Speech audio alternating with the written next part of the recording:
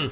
Ọlọ́run Prophet Dr. S.K. Abiara fẹ́ràn ìsinmi tòótọ́ sáyé gbogbo ènìyàn lọ́jọ́ Sunday tó ń bọ̀ yìí ẹ̀yin ọmọ Ọlọ́run nílùú London gbogbo olùfọkànsìn tó gbàgbọ́ nínú agbára àdúrà ẹ jẹ́ àpàdé Jésù Ọlọ́run sinmi ní CAC Àgbàlá Àtura Right Lane Peckham SE 154 NB London kájọ jọ́sìn kásìgbà àgbàyọrí àdúrà lákòókò òsìn ọjọ́ ìsinmi lọ́jọ́ Sunday tó ń bọ̀ yìí. Ìsìn àkọ́kọ́ aago 6 àdájí aago 9 òwúrọ̀. Ìsìn èkejì lédè òyìnbó 9 AM to 11:45 AM. Ìsìn kẹta lédè Yorùbá aago 12 ọ̀sán aago 3 ọ̀sán. Ìsìn alẹ́ aago 7 alẹ́ aago 9 alẹ́. Ẹ wá fọ̀rọ̀ ayé yín lé Olúwa lọ́wọ́. Ọlọ́run Ayọ̀ Babalọlá máa rán àṣẹ ìrọ̀rùn sáyé yín. Ẹ ó ní ìsinmi ní gbogbo ọ̀nà. Pásítọ̀ Kọ́ládé Adéníyì chairman Àgbàlá Àtura UK máa wà níkàlẹ̀ pẹ̀lú Pásítọ̀ Israel Abiara Prophet Dr. S.K. Abiara General Evangelist CAC Worldwide ló máa darí ìsìn pàtàkì náà. O gbọ́dọ̀ gbẹ́yìn o ìyanu abẹ́ ayé rẹ wò lórúkọ Jésù Kristi. John chapter 20. Àánú orí ogún. Only 2 verses 30 and 31. A ó ka orí ọgbọ̀n àti orí ọgbọ̀n ó lé kan. John chapter 20 verse 30 and 31. Ìhìnrere Jòhánù orí ogún ẹsẹ̀ ọgbọ̀n àti ọgbọ̀n ó lé ìkan. Tí ó kà báyìí wípé ọ̀pọ̀lọpọ̀ iṣẹ́ àmì mìíràn ni Jésù ṣe níwájú àwọn ọmọ ẹ̀yìn rẹ̀ tí a kò kọ sínú ìwé yìí. Ṣùgbọ́n wọ̀nyí ni a kọ kí ẹ̀yin kí ó lè gbàgbọ́ pé Jésù ní í ṣe Kristi náà ọmọ Ọlọ́run àti ní gbígbàgbọ́ kí ẹ̀yin kí ó lè ní ìyè ní orúkọ rẹ̀. That in believing Ní gbígbàgbọ́ you may have life in His name. kí ẹ̀yin kí ó lè ní ìyè ní orúkọ rẹ̀. The topic is living a fulfilled life. Àkòrí ìwàásù wa ni wípé gbígbé ìgbé ayé tí ó kún. Living a fulfilled life. Gbígbé ìgbé ayé tí ó kún. What is a fulfilled life? Kí ni ìgbé ayé tí ó kún jùwọ̀n? Some of us may say that it's having a very bad fat account in the fat amount in the bank. Ẹlòmíràn lè sọ wípé níní owó jaburata ní ilé ìfowópamọ́sí Having multi-millions in the bank. Having multi-millions in the bank. Pé a ní owó jaburata nínú àkáǹtì nílé ìfowópamọ́. Some may say that having your name listed in the Forbes book, Forbes magazine, as the richest people in the world. Àwọn mìíràn á sọ pé kí orúkọ wọn wà nínú àwọn tí ó jẹ́ ọlọ́rọ̀ jùlọ nínú ayé nínú ibi tí a kọ sí ní ìwé. Some may say having buildings, estates of buildings. Àwọn mìíràn lè sọ wípé kí wọ́n máa kọ́lé lọ káàkiri ni. Some may say having fleet of cars. Àwọn mìíràn tẹ̀ lè sọ wípé kí wọ́n ní ọ̀pọ̀lọpọ̀ ọkọ̀ ayọ́kẹ́lẹ́. Some may say having a very wide, big wardrobe filled with, praise God, with designers wear. Àwọn mìíràn lè sọ wípé kí wọ́n ní ibi tí wọ́n ń kó aṣọ sí tí ó kún fún aṣọ aláràbarà lóríṣiríṣi ni. That is having a fulfilled life. Èyí ni ìgbé ayé tí ó pé tí ó sì kú. But I differ from those thoughts. Ṣùgbọ́n àwọn bàbá sọ wípé àwọn yà kúrò nínú àwọn èrò yìí. Where we just read from, Ibi tí a ti kà yìí, I believe that God was telling us here a gbàgbọ́ wípé Ọlọ́run sọ fún wọn ní ìgbà náà. that if you believe Wípé tí ẹ̀yin bá gbàgbọ́. that Christ is the Son of the living God, Wípé Jésù ni ọmọ Ọlọ́run alààyè. then you have life Ẹ ó ní ìyè in His name. nínú rẹ̀. That Nínú you orúkọ have rẹ̀. a life of fulfillment Já sí wípé a ó ní ìyè tí ó kún in the way of God. ní ọ̀nà ti Ọlọ́run. May God give us that grace this afternoon. Àmì kí Ọlọ́run fún wa ní oore ọ̀fẹ́ náà ní ọ̀sán. Somebody shout hallelujah. Hallelujah. Shout a powerful hallelujah. Hallelujah. John 10:10 says that his thief came to steal. Ìwé Jòhánù sọ wípé Sàtánì wá láti wá jí. To kill and to destroy. Láti pa àti láti parun. But the Son of Man came Ṣùgbọ́n ọmọ Ọlọ́run wá to give life láti fún wa ní ìyè. and to give life abundantly. Láti fún wa ní kíkún. That Christ came to give life more abundantly. Kristi wá láti wá fún wa ní ìyè ní kíkún. He came so that we can have life to the fullest. Ó wá kí àwa lè ní ìyè ní kíkún. You know, this John chapter 20, Ṣé ìwé ìrere Jòhánù orí ogún yìí in the previous verses, ní àwọn ẹsẹ̀ tí kí a kà kí ó tó kọ eléyìí. We were able to learn that after Christ resurrected, a kọ́ wípé lẹ́yìn àjíǹde Kristi. you know, Christ has no reason ṣé a mọ̀ wípé Kristi ò ní ìdí to stay a day longer láti lè dúró kọjá ọjọ́ kan after he has fulfilled his mission. nígbà tí ó ti ṣiṣẹ́ ìhìnrere rẹ̀ tán. He came to this world for a mission, ó wá sí ayé yìí fún ìhìnrere. and in fulfillment of that mission, ní ṣíṣe ìhìnrere yìí tán. he went to the cross. ó lọ sórí àgbélébùú. He was crucified. a kàn án mọ́ igi. He was buried, a sín. and he went to hell ó lọ to disarm the devil sí ọ̀run àpáàdì láti gba agbára lọ́wọ́ Sátánì. of all his powers. gbogbo agbára tí ó ní. So today, lónìí the devil has no power over you. Sátánì ò lágbára lórí The wa. devil has no power over me. Sátánì ò lágbára The lórí devil has wa. no power over us. Sátánì ò If lágbára you believe that, shout a powerful wa. hallelujah. Hallelujah. When he resurrected, nígbà tí ó jíǹde he said, God, I've completed my mission. ó ní Ọlọ́run mo ti parí gbogbo iṣẹ́ tí ó So rán. I have to come back to my comfort zone. ó ní èmi láti padà wá síbi ìtura mi. He shall resurrected, ascended immediately to heaven. ó lè jíǹde kí ó sì lọ sọ́run tààràtà. But he stayed put for another 40 days, ṣùgbọ́n ó tún dúró fún 40 ọjọ́ so that the disciples will see him kí àwọn ọmọ ẹ̀yìn lè rí i. and know that yes, he's actually who he claims to be. kí wọ́n lè mọ̀ wípé lótìtọ́ òun ni ẹni tí ó wá tó sì That is the Son of the living God. wípé òun ni ọmọ Ọlọ́run alààyè. That is the Savior. wípé òun ni olùgbàlà. That what he said really happened. pé ohun tí ó sọ ó wá sí ìmúṣẹ. That he will be crucified, that on the third day he will rise again. wípé wọ́n kò òun mú àgbélébùú ní ọjọ́ kẹta òun ó sì jíǹde. And in the course of these 40 days, ní àárín 40 ọjọ́ yìí. he showed himself to the disciples. ó fi ara rẹ̀ hàn àwọn ọmọ ẹ̀yìn rẹ̀. Thomas was not there. Tọ́mọ́sì kò sí bẹ́ẹ̀. And when they told Thomas, Bàtí wọ́n sọ fún Tọ́mọ́sì. Thomas said, I saw what happened. Ó ní òun ohun tí ó ṣẹlẹ̀. I saw he was bruised. Ọ̀hún rí bí wọ́n ti pa á lára. I saw he was nailed to the cross. Bí wọ́n ti kàn án mọ́ igi. I saw when he breathed his last. Nígbà ìgbà tí ó mì ní ìkẹyìn òun rí. Although I was at a far distance. Bí ó tilẹ̀ jẹ́ pé òun jìnnà réré. He said that you are telling me that that man resurrected. Ẹ wá sọ fún mi pé arákùnrin nìí jí dìde. He said, except I see Àyàfi tí mo bá rí. the mark of the nail on his hand. Tí mo bá rí àmì ìṣó. And it was Thomas who walked with him for 3.5 years. Tọ́mọ́sì tí ó sì ṣiṣẹ́ pẹ̀lú rẹ̀ fún ọdún 3 àbọ̀ nìyí. He was there when Jesus went to the cave where Lazarus was buried. Ó wà níbẹ̀ nígbà tí Kristi lọ sínú ihò tí ó lọ fọ tó pe Lásárù jẹ́. Lazarus was dead for 4 days. Lásárù tí ó ti kú fún ọdún He was there when ọjọ́ mẹ́rin. Christ called him out. Ó wà níbẹ̀ nígbà tí Kristi pè é jáde. He was there Ó wà níbẹ̀ in the village of Nan nígbà ní ìletò náà when that woman was crying over the dead son. nígbà tí arábìnrin ní sunkún lórí ọmọ rẹ̀ tí ó When jẹ́ Jesus Christ touched the casket, nígbà tí Jésù Kristi fi ọwọ́ kan pósí I said, you young man, tí ó sọ fún yín pé ìwà rise ọ̀dọ́kùnrin up. dìde. And the young man rose up and started sneezing. Ọ̀dọ́kùnrin náà sì dìde ó sí. He was there when that young girl Ó wà níbẹ̀ nígbà tí ọmọbìnrin kékeré yẹn of 12 years old, ọdún 12 when Jesus Christ went in nígbà tí Kristi lọ sínú ilé and told the small girl to rise up from the bed, ló sọ fún ọmọbìnrin kékeré náà pé dìde. and see Thomas still doubted. Síbẹ̀ Tọ́másì ṣiyèméjì. No wonder the reason why Jesus Christ has to stay for more 40 days. Alábàjọ tí Kristi fi dúró fún 40 ọjọ́. Because he knows that we have that weak point. Nítorí pé ó mọ̀ pé a ní That we ìlera. only believe when we see.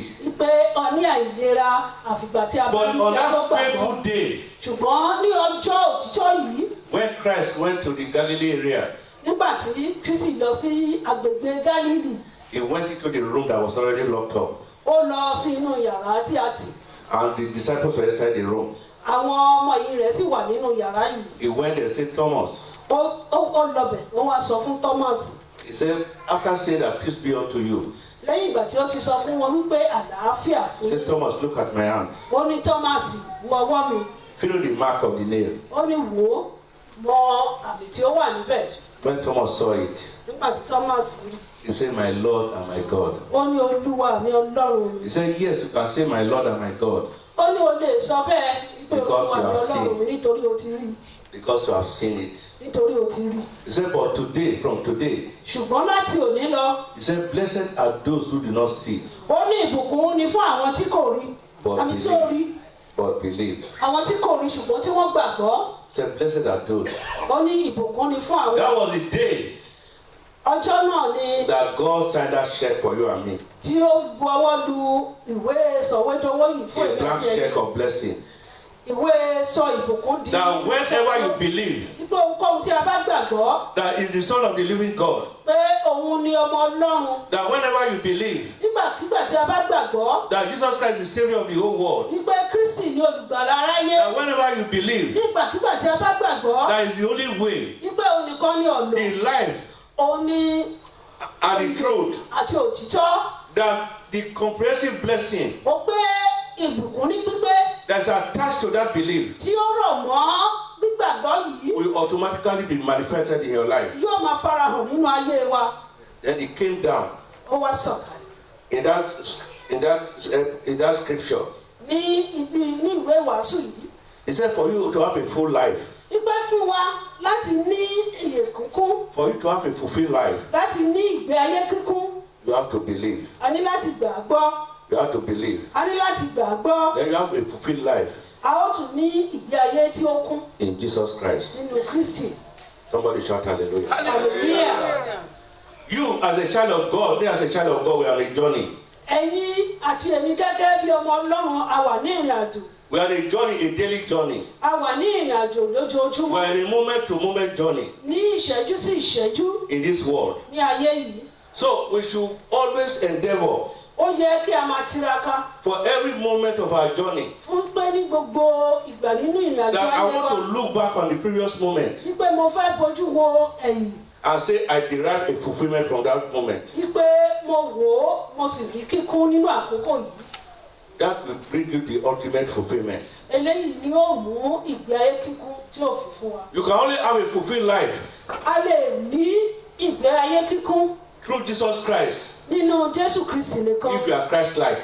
tí ó bá jẹ́ wípé à ń ṣe That's giving joy to your fellow brother, nípa fífún ọmọ ẹnìkejì wa ní ayọ̀. giving joy to your fellow sister, Kí a máa fún ayọ̀ ní fún ọmọ ẹnìkejì wa. giving joy to your neighbor, Fífún àwọn aládùúgbò wa ní ayọ̀. bringing joy to all people around Kí you. a máa mú ayọ̀ bá àwọn tí ó wà ní àyíká wa. You know there are people who can derive fulfillment from being wicked.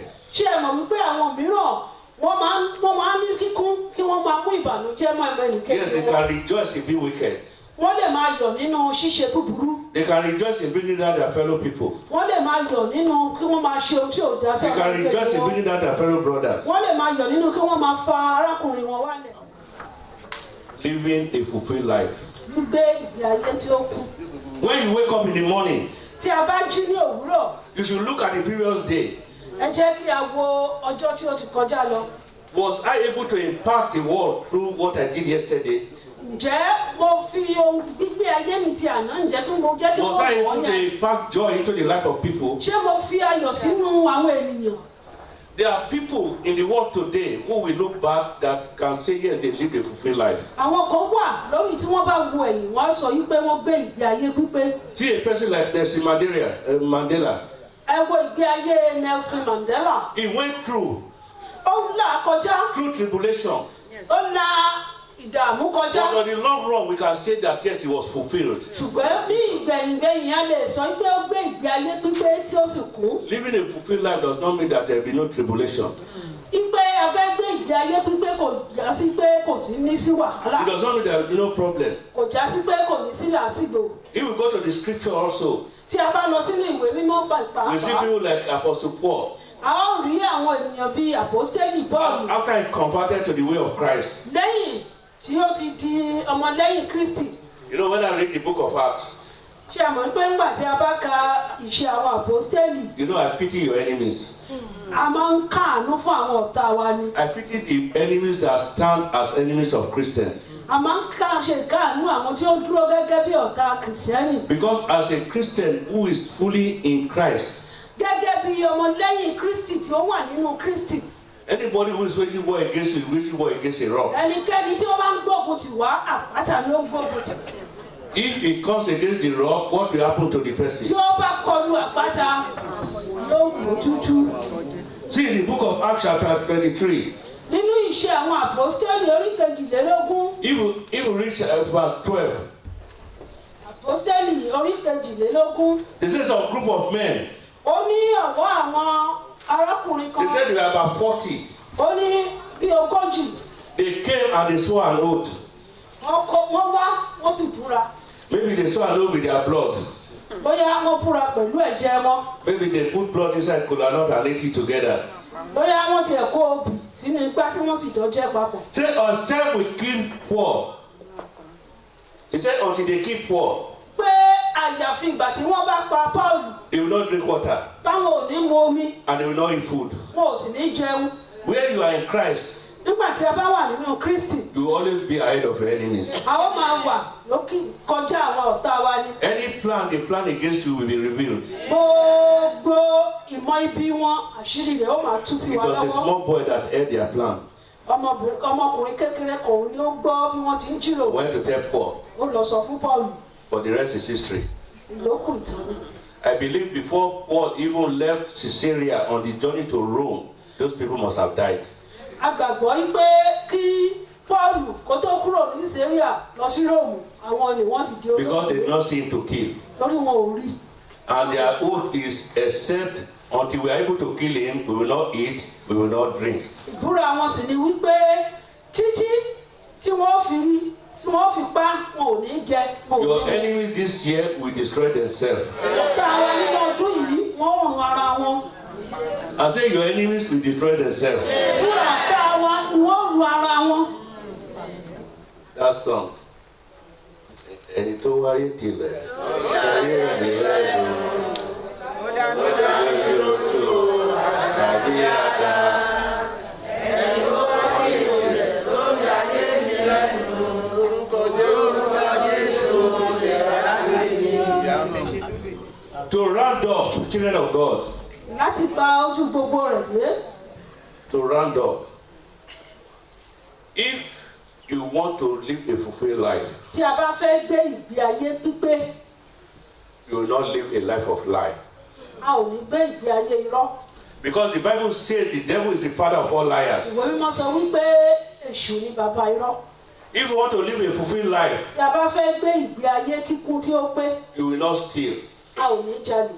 The Bible says the thief came to steal, to kill, and to destroy. Ìwé mímọ́ sọ wípé olè wá láti jí, láti pa. But the Son of God came to give life and to give life to the fullest. Ṣùgbọ́n ọmọ Ọlọ́run wá láti fún wa ní ìyè àní láti If fún you wa want ní to live a fulfilled life, Tí a bá fẹ́ gbé ìgbé ayé kíkún, you will not fornicate. a ò ní ṣe àgbèrè, You will not commit adultery. a ò ní ṣe panṣágà. If you want to live a fulfilled life, Tí a bá fẹ́ gbé ìgbé ayé kíkún, you will not live a life of envy. a ò ní gbé ìgbé ayé owú. You will celebrate those who are celebrating. A ó máa bá àwọn tí ó yọ̀yọ̀.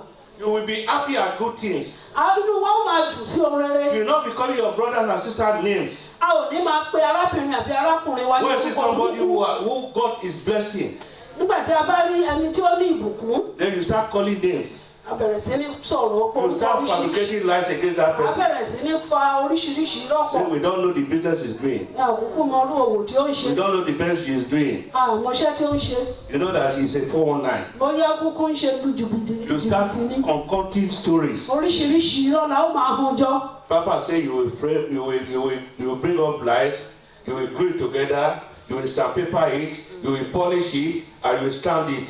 Pé a ó kó irọ́ jọ, a ó jọ̀ lọ rẹ̀, a ó ṣe é lóríṣiríṣi. We listen to the Sunday school review.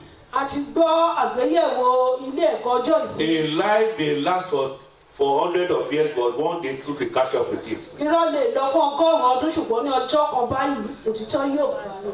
Somebody shout hallelujah. Hallelujah. If you want to live a fulfilled life, Tí a bá fẹ́ gbé ìgbé ayé kíkún, you will not live a life of jealousy. a ò ní máa gbé ìgbé ayé owú kíkorò. If you want to live a fulfilled life, Tí a bá fẹ́ gbé ìgbé ayé kíkún, you will not live that type of life I call the life of telephone ministry, where you are on hours on your telephone. What are you doing with it? Destroying your brothers. a ò ní gbé ìgbé ayé iṣẹ́ ìránṣẹ́ ẹ̀rọ abánisọ̀rọ̀ fún wákàtí kan láìsí ohun gidi tí à ń sọ. Destroying your sister. Kí a máa bà arábìnrin wa jẹ́.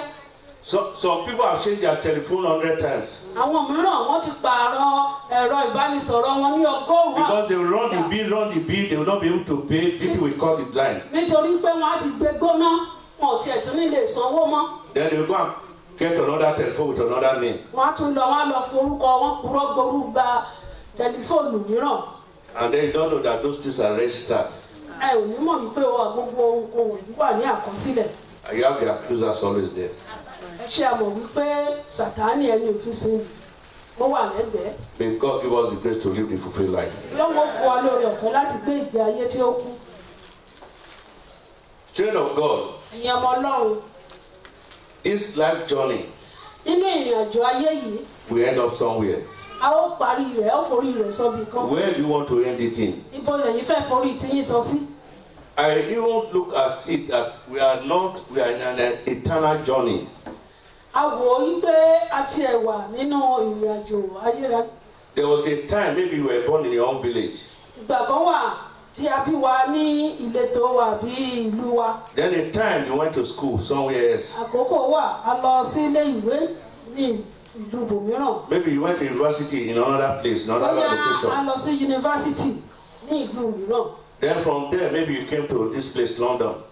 láti ibẹ̀ a wá sí orílẹ̀-èdè tí a wà yìí. It's an unending journey. ìrìn àjò tí ò tí ì lópin ni. It's an eternal journey. ó dà pé ìrìn àjò nínú ìrìn àjò. Then when you live about 100, 120 years, 110 years, then you go to another journey. nígbà tí a bá wá pé 100 àbí 110 a ó tún lọ sí ìrìn àjò But mìíràn. that journey will take you to one or other destination. ìrìn àjò tí a sọ yìí yóò gbé wa lọ sí ibì kan àbí òmíràn. There are two final destinations. àwọn òpin ìrìn àjò méjì ló wà. The Bible calls one heaven, it calls the other hell. ìwé mímọ́ pè ìkan ní ọ̀run rere ó pè ìkejì ní ọ̀run àbáàdì. Matthew chapter 16. nínú ìwé ìhìnrere Mátíù orí 16. Let me end with that. 26 and 27. ẹsẹ̀ 16 àti 17. Yes. Yes.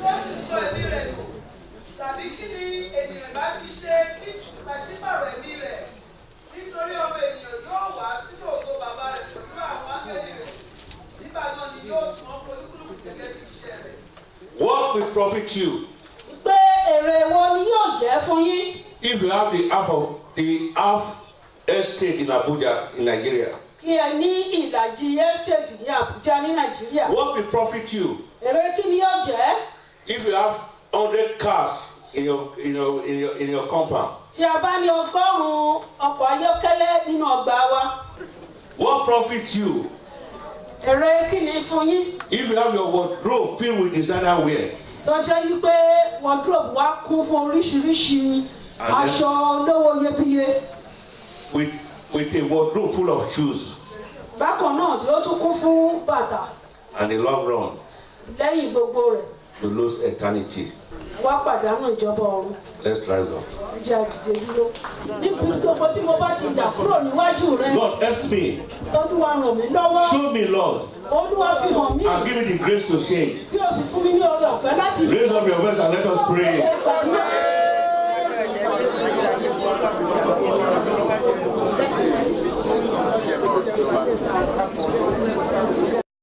Gbàdúrà mi bàbá. Bàbá lókè, rere ni mo fẹ́ o, Jésù ṣe fún mi. ìyanu bá yín lálejò nílùú London. Ọlọ́run Prophet Dr. S.K. Abiara fẹ́ rán ìsinmi tòótọ́ sáyé gbogbo ènìyàn lọ́jọ́ Sunday tó ń bọ̀ yìí. ẹ̀yin ọmọ Ọlọ́run nílùú London gbogbo olùfọkànsìn tó gbàgbọ́ nínú agbára àdúrà ẹ jẹ́ àpàdé Jésù Ọlọ́run sinmi ní CAC Àgbàlá Àtura Rye Lane Peckham SE 154NB London kájọ jọ́sìn kásìgbà àgbàyọrí àdúrà lákòókò òsìn ọjọ́ ìsinmi lọ́jọ́ Sunday tó ń bọ̀ yìí. ìsìn àkọ́kọ́ aago 6 ìdájí di aago 9 òwúrọ̀. ìsìn èkejì lédè òyìnbó 9 a.m. to 11:45 a.m. ìsìn kẹta lédè Yorùbá aago 12 ọ̀sán di aago 3 ọ̀sán. ìsìn alẹ́ aago 7 alẹ́ di aago 9 alẹ́. ẹ wá fọ̀rọ̀ ayé yín lé Olúwa lọ́wọ́. Ọlọ́run Ayọ̀ Babalọ́lá máa rán àṣẹ ìrọ̀rùn sáyé yín. ẹ ó ní ìsinmi ní gbogbo ọ̀nà. pásítọ̀ Kọ́ládé Adéníyì chairman Àgbàlá Àtura UK máa wà níkàlẹ̀ pẹ̀lú pásítọ̀ Israel Abiara Prophet Dr. S.K. Abiara tẹ́rẹ̀ evangelist CAC worldwide ló máa darí ìsìn pàtàkì náà. o gbọ́dọ̀ gbẹ́yìn o ìyanu abẹ́ ayé rẹ wò lórúkọ Jésù Kristi.